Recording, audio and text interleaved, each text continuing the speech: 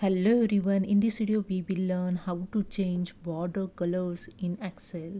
So let's start this in my Excel and you can see here some data.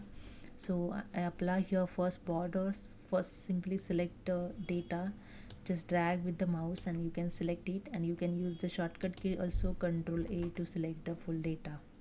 Okay, after that, to apply the border, go to the home tab. In font group have a borders option, just click on the drop down arrow and you can see here the number of border styles available. So you can use different borders. If you want all border, you can select this one. If you want only outside border, you can select this option also. So I select the simply all borders. Okay, after that I want to change the color of this border, so I say again select the same data, go to the home tab. In font group, just click on this drop down arrow and just select this last option, more borders. So here you can change color of the border. So in format cell dialog box, just click on the border tab and you can see here the color option is a black color is selected.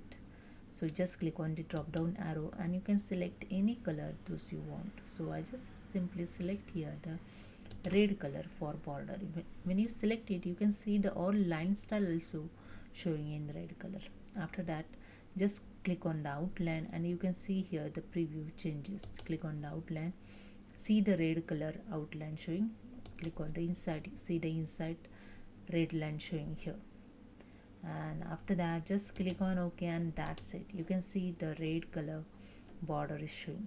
Okay, so if you want thicken border, so I just again select the same data, again go to the same option, more borders, and if you want thicken border, just click on this thicken border option, same as click on the outline inside and click on OK and that's it.